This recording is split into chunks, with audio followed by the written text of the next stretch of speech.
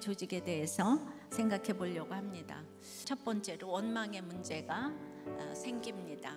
헬라파, 히브리파 사람들의 반목이 터진 거예요. 그 흩어진 디아스포라 헬라파 유대인과 본토 히브리파 유대인과의 관계에서 이 히브리파 유대인들이 선민의식을 따지며 차별을 했다고 여겨집니다.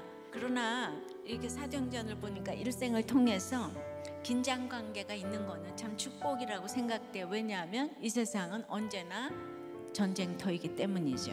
그러니까 싸우고 당하고 포로 가고 다시 오고 이런 경험 속에서 하나님을 배우고 성경을 배우면서 커나가는 것입니다. 두 번째는 말씀을 제쳐놓으면 안 됩니다. 우선 12사도가 이 원망하는 헬라파와 차별한 히브리파 제자들 모두를 불렀어요.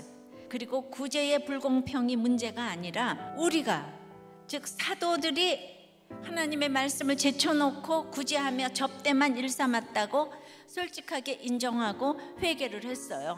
그러니까 무엇을 지어주고 도와주는 것도 좋지만 말씀을 제쳐놓고 하게 되면 결국은 아무리 좋은 일을 해도 재산을 통용해도 서로 원망에 빠지게 됩니다. 근데 우리는 내가 말씀을 제쳐놓은 거를 못 깨달으니까 원망을 해요. 우리는 깨닫는 12사도가 되고 언제나 자기에게 이유를 돌리는 이런 사람이 되어야 합니다. 이건 세 번째는 그러므로 형제의식이 있어야 합니다. 이 모든 사람들이 다같이 말씀을 듣고 찔려서 어찌할꼬 하고 이 초대교회에 모여왔잖아요. 그러니까 우리는 형제라는 거예요. 사도들의 이 같은 형제 마인드가 문제 해결을 가능케 하는 것입니다. 구제와 봉사의 사명이 주어질 일꾼에 대한 이런 자격에 대한 언급인데 여기서 이제 초대교회의 조직이라는 것이 생기죠. 성령이 충만한 사람, 지혜가 충만한 사람, 칭찬 듣는 사람을 택하라고 했더니만 그런 사람을 택하는 거예요.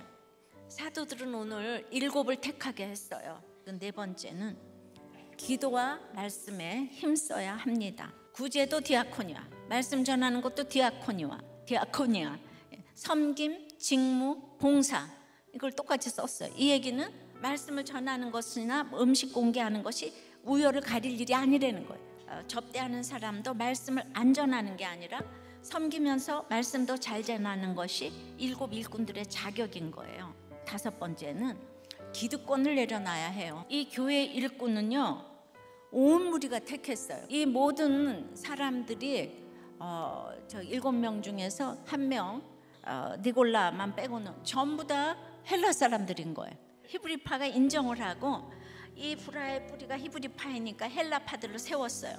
과감하게 자기들의 기득권을 다 내려놓고 헬라파 중에서만 다 뽑은 거예요. 이 7은 그 새로운 초대교회 새 시대의 사역자로 성령의 조직에 부르심 받은 이제 일꾼들인 거죠.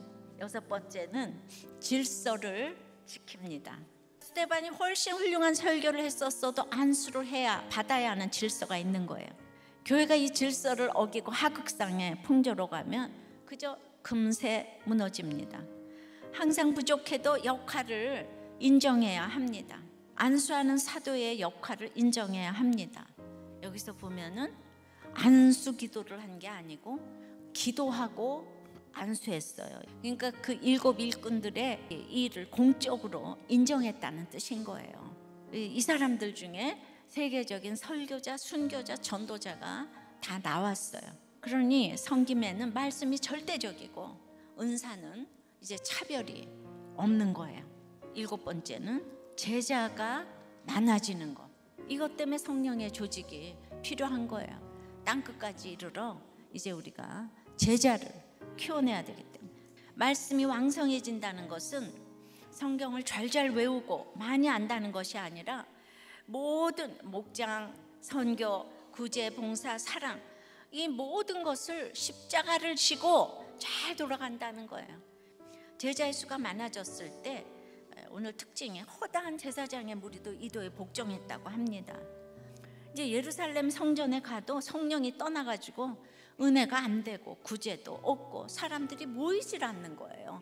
성령의 조직은 항상 모든 것이 사명과 연관이 되는 거예요. 사명. 그러니까 하나님께서 나에게 주시는 은사로 다른 사람들을 섬길 때 이것이 최고로 섬길 수 있는 것인가를 이렇게 생각을 합니다.